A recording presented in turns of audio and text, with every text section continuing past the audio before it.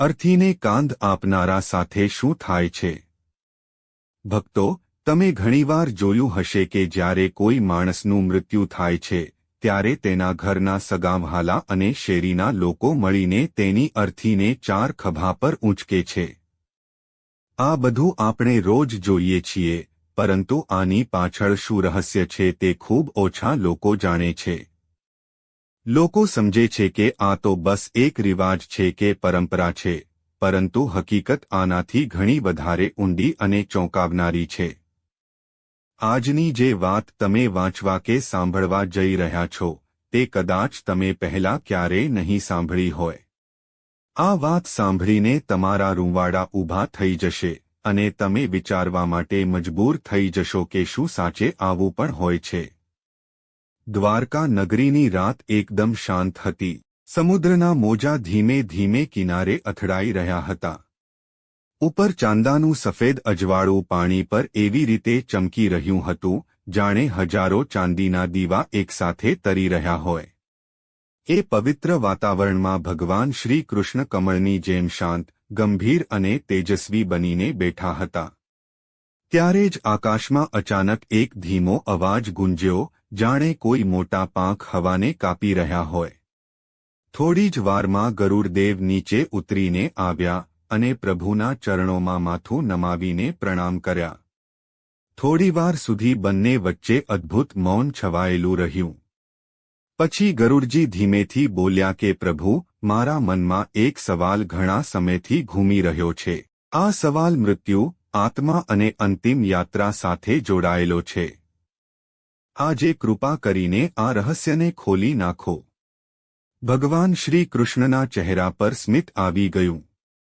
તેમની આંખોમાં અપાર કરુણા, દયા અને જ્ઞાનનું ઊંડાણ ચમકી રહ્યું હતું.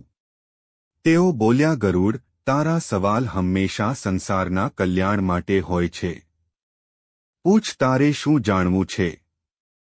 ગરુડજીએ નમીને નમ્રતાથી કહ્યું કે પ્રભુ, મેં ઘણીવાર જોયું છે કે જ્યારે કોઈ માણસની અર્થી ઉઠે છે ત્યારે લોકો 4 ખભા પર મૃતદેહને ઊંચકીને સ્મશાન લઈ જાય છે. એ સમયે આત્મા જાણે એ લોકોને જોતી હોય છે. ક્યારેક એવું લાગે છે કે આત્મા દરેક કાંધ આપનારાને કોઈ અદૃશ્ય રીતે પારખી રહી હોય છે. મને સમજ નથી પડતી કે આવું કેમ થાય છે. શું આ માત્ર પરંપરા છે કે આની પાછળ કોઈ મોટું દિવ્ય રહસ્ય છુપાયેલું છે? ભગવાન શ્રી કૃષ્ણે હળવો લાંબો શ્વાસ લીધો, જાણે આખું બ્રહ્માંડ એમની શ્વાસો સાથે ચાલી રહ્યું હોય. પછી તેઓ બોલ્યા, ગરુડ, મૃત્યુ કોઈ સામાન્ય વાત નથી. આ એ દરવાજો છે જ્યાંથી માણસ એક જીવન પૂરું કરીને આગલી મુસાફરીમાં પ્રવેશ કરે છે. જ્યારે અર્થી ઉઠે છે ત્યારે ફક્ત એક શરીર નથી ઊંચકવામાં આવતું, પણ એ માણસનું આખું જીવન ઊંચકાય છે. તેના સારા કર્મ, ખરાબ કર્મ, તેના અધૂરા સપના, દુઃખ, દર્દ અને ખુશીઓ બધું જ. પછી તેમણે કહ્યું કે જ્યારે શરીરને ઘરમાંથી બહાર લઈ જવામાં આવે છે ત્યારે આત્મા તરત જતી નથી. તે થોડો સમય ત્યાં જ રહે છે. પોતાના જૂના શરીરને જુએ છે, પોતાના પરિવારને જુએ છે અને સૌથી મહત્વનું એ છે કે તે એ લોકોને જુએ છે જે તેને કાંધ આપે છે. આત્મા સમજે છે કે કોણ સાચા મનથી આવ્યું છે, કોણ ફરજ નિભાવીને આવ્યું છે અને કોણ ફક્ત દેખાડો કરવા આવ્યું છે. એટલે આત્મા કાંધ આપનારાઓને જુએ પણ છે અને પારખે પણ છે. ગરુડ થોડા આશ્ચર્યમાં બોલ્યા, તો શું પ્રભુ, અર્થીને કાંધ આપવી એ ફક્ત એક રિવાજ નથી? ભગવાન કૃષ્ણ ધીમેથી મલકાયા અને પછી ગરીમાં ભરેલા અવાજમાં બોલ્યા કે ના ગરુડ, કાંધ આપવી એટલે ફક્ત લાકડા અને શરીરનો ભાર ઊંચકવો નથી. આ એક પ્રકારની ઊર્જાની આપ-લે છે. આ એક અદૃશ્ય સંબંધ છે, મૃત આત્મા અને જીવતા માણસોની વચ્ચે જે શબ્દોથી નહીં પરંતુ લાગણીઓથી જોડાય છે. કૃષ્ણ આગળ બોલ્યા, જ્યારે કોઈ માણસ સાચા દિલથી પવિત્ર મનથી કોઈની અર્થીને કાંધ આપે છે ત્યારે તે પોતાના મનનો પ્રકાશ, પોતાની કરુણા, પોતાનું સન્માન અને પોતાની શ્રદ્ધા સીધી આત્મા સુધી પહોંચાડે છે. આ પ્રકાશ જ આગળ જતા એ આત્મા માટે રસ્તો બની જાય છે. જેવી રીતે અંધારી રાતમાં દીવો રસ્તો બતાવે છે, તે જ રીતે કાંધ આપનારા લોકોનો સાચો ભાવ આત્માને આગળની દિશા બતાવે છે. ગરુડ આશ્ચર્યથી બોલ્યા, પ્રભુ, શું સાચે એટલો પ્રભાવ હોય છે? કૃષ્ણ મલકાયા અને કહ્યું, ગરુડ, પુરાણમાં લખ્યું છે કે જેણે નિસ્વાર્થ ભાવે કોઈને કાંધ આપી તેણે 100 યજ્ઞો બરાબર પુણ્ય કમાઈ લીધું. કારણ કે આ કામ માત્ર શરીરથી નહીં પણ દિલથી થાય છે. આ કોઈને વિદાય નહીં પરંતુ તેના આગલા જન્મ તરફ એક અજવાળું આપવા જેવું છે. થોડીવાર સુધી વાતાવરણ શાંત રહ્યું. ગરુડ ઊંડા વિચારમાં ડૂબી ગયા. પછી તેમણે ધીમેથી પૂછ્યું, પ્રભુ, તમે કહ્યું કે આત્મા કાંધ આપનારાઓને જુએ છે, પણ આત્મા ત્યાં જ કેમ રહે છે? શરીર છૂટ્યા પછી તે તરત આગળ કેમ નથી જતી? કૃષ્ણની આંખો કરુણાથી ભરાઈ આવી. તેઓ બોલ્યા, ગરુડ, આત્મા અચાનક થયેલા ફેરફારને તરત સમજી નથી શકતી. આખું જીવન જે શરીરમાં વિતાવ્યું તેને છોડતા જ તે ભ્રમમાં જતી રહે છે. તેને સમજ નથી આવતું કે તે મૃત્યુના દરવાજા પાર કરી ચૂકી છે. તેને રસ્તો જોઈએ, દિશા જોઈએ અને એ દિશા અર્થી આપે છે. એટલે 4 ખભા માત્ર શરીર નથી ઊંચકતા, પણ આત્મા માટે 4 દીવા પ્રગટાવે છે. ગરુડની આંખો પહોળી થઈ ગઈ. તેમને આ દિવ્ય જ્ઞાન ચમત્કાર જેવું લાગ્યું. તેઓ બોલ્યા, પ્રભુ, જો કોઈ મરેલા માણસને 4 ખભા જ ન મળે તો પછી શું થાય છે? આ વખતે શ્રી કૃષ્ણના ચહેરા પર ગંભીરતા આવી ગઈ. તેમણે ધીમા ભારે અવાજમાં કહ્યું, ગરુડ, આ પ્રશ્ન સરળ છે પણ આનો જવાબ ખૂબ ઊંડો અને દુઃખદ છે. સાંભળ, હું તને એક એવી કથા સંભળાવું છું જે માત્ર વાર્તા નહીં પરંતુ સત્ય છે. આ ઘટના પૃથ્વીના એક યુગમાં સાચે જ બની હતી. પછી કૃષ્ણે કહેવાનું શરૂ કર્યું. ઘણા સમય પહેલા પાટલીપુત્ર નગરીમાં ધનીરામ નામનો એક માણસ રહેતો હતો. નામ તો ધનીરામ હતું પણ દિલથી એકદમ ગરીબ. ધનનું એટલું અભિમાન હતું કે તેણે ધર્મને પગ નીચે કચડી નાખ્યો હતો. તે બ્રાહ્મણોનું અપમાન કરતો, ગરીબોને નફરતથી જોતો અને કોઈની મદદ ન કરતો. અહીં સુધી કે પોતાના માતા પિતાનું શ્રાદ્ધ પણ નહોતું કર્યું. તેના જીવનમાં ધર્મ, દયા કે કરુણા કશું જ નહોતું. પછી કૃષ્ણના અવાજમાં મીઠાશ ભળી ગઈ. પરંતુ તેની પત્ની રૂપવતી બિલકુલ અલગ સ્વભાવની હતી. સુંદર નામ અને સુંદર હૃદય. તે દયાળુ, નમ્ર અને ધાર્મિક હતી.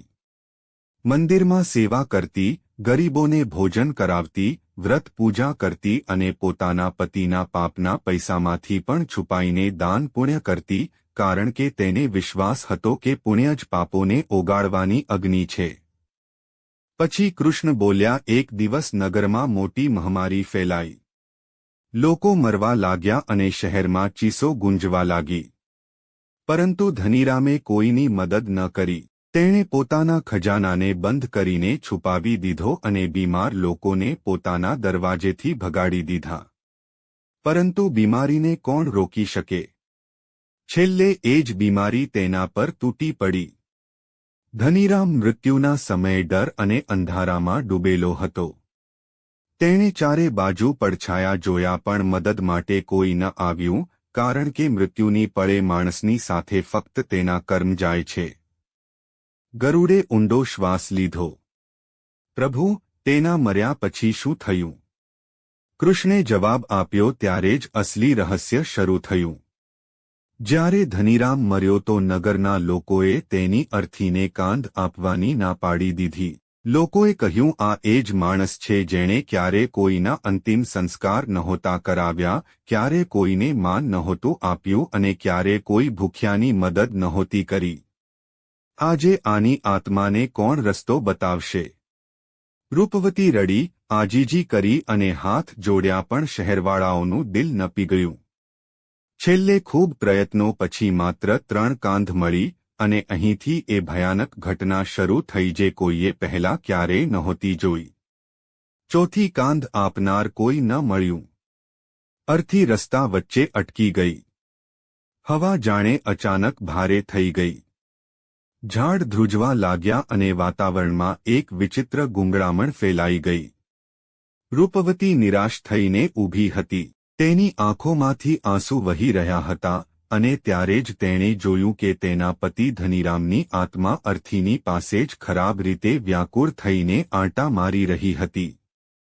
આત્મા કાળા ધુમાડાથી ઘેરાયેલી હતી, જાણે કોઈ અદૃશ્ય બેડીઓમાં જકડાયેલી હોય.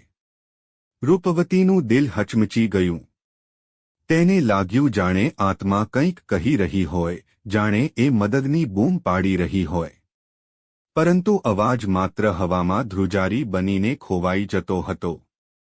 ગરુડ ગભરાઈ ગયા અને બોલ્યા, પ્રભુ, શું આવું સાચે જ થાય છે?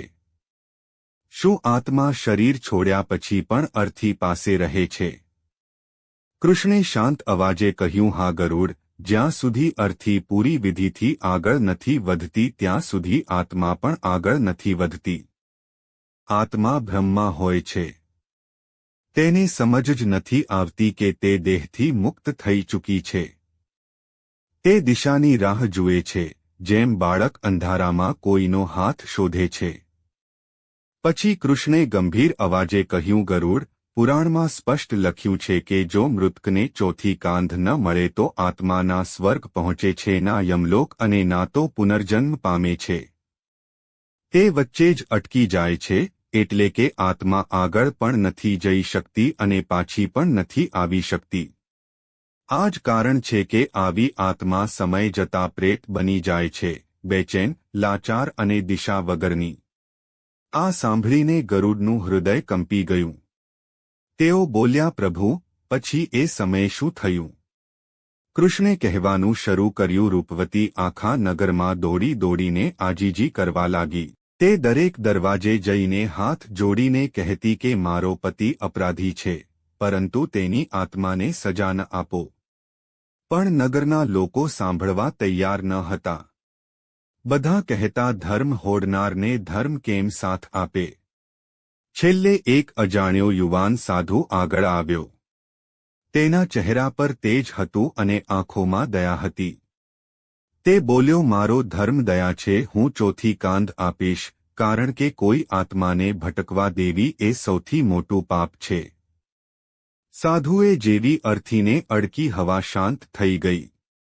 ધુમાડો હટવા લાગ્યો અને અચાનક સૂર્યના કિરણો અર્થી પર પડ્યા. રૂપવતીએ ધ્રુજતી આંખોથી જોયું. તેના પતિની આત્મા ધીમે ધીમે ઉપર ઉઠી રહી હતી, જાણે કોઈ ભારે ભારમાંથી મુક્ત થઈ રહી હોય. ગરુડે પૂછ્યું, પ્રભુ, શું ચોથી કાંધ આપનાર વ્યક્તિ મૃતકના પાપોમાં ફસાઈ જાય છે? કૃષ્ણ બોલ્યા, ગરુડ, આ ભાવના પર આધાર રાખે છે. જે વ્યક્તિ લોભ, ડર, દેખાડો, લોકોની નજર કે સ્વાર્થથી કાંધ આપે છે, તે મૃતકના અધૂરા કર્મો અને પાપોમાં બંધાઈ જાય છે. પણ જે વ્યક્તિ સાચા મન, દયા, શ્રદ્ધા અને કરુણાથી કાંધ આપે છે, તે આત્માની મુક્તિનું સાધન બને છે. તેના પાપ લે છે ના કોઈ બંધન. પછી કૃષ્ણ બોલ્યા, ચોથી કાંધ 4 પુરુષાર્થોનું પ્રતીક છે. ધર્મ, અર્થ, કામ અને મોક્ષ, અને જ્યારે ચારે પૂરા થાય છે ત્યારે જ આત્મા આગળ વધે છે. એટલે ચોથી કાંધ સાધારણ નથી પણ ઈશ્વર દ્વારા આપવામાં આવેલી છેલ્લી તક છે. જેમ દીવો અંધારામાં રસ્તો બતાવે છે, તેમ ચોથી કાંધ આત્માને દિશા આપે છે. ગરુડે ફરી પૂછ્યું, પ્રભુ, શું આત્મા સંકેત આપે છે કે તે મુક્ત નથી થઈ? કૃષ્ણે કહ્યું, હા ગરુડ, જ્યારે આત્મા બંધનમાં હોય છે ત્યારે સંકેત મળે છે. અચાનક જોરદાર વરસાદ આવવો, અગ્નિનું વારંવાર ઓલવાઈ જવું, અર્થીનું પડી જવું, કાંધ આપનારનું બેભાન થઈ જવું કે દાહ સંસ્કારમાં અડચણો આવવી, આ બધા સંકેત છે કે આત્મા હજુ મુક્ત નથી થઈ. ગરુડના મનમાં શ્રદ્ધા અને આશ્ચર્ય એકસાથે ઉભરાઈ આવ્યા. તેઓ બોલ્યા, પ્રભુ, કાંધ આપવી તો હકીકતમાં મહાન તપસ્યા થઈ. કૃષ્ણ મલકાયા અને બોલ્યા, ગરુડ, કાંધ આપવી એટલે માત્ર દેહ ઊંચકવો નથી. આ આત્માને તેના કર્મોની જાળમાંથી કાઢવામાં મદદ કરવી છે. આ એ અંતિમ યાત્રામાં ઈશ્વરનું કાર્ય પૂરું કરવું છે. એટલે કાંધ શ્રદ્ધા, શાંતિ અને પવિત્ર મનથી આપવી જોઈએ. અંતમાં કૃષ્ણ બોલ્યા, ગરુડ, મૃત્યુ અંત નથી. આ એક રહસ્યની શરૂઆત છે, અને જે કોઈ આત્માને સન્માન આપે છે અને તેની અંતિમ યાત્રા સરળ બનાવે છે, તે માણસ પણ જીવનમાં અદૃશ્ય રૂપે બળ, પ્રકાશ અને દિવ્ય રક્ષણ પામે છે.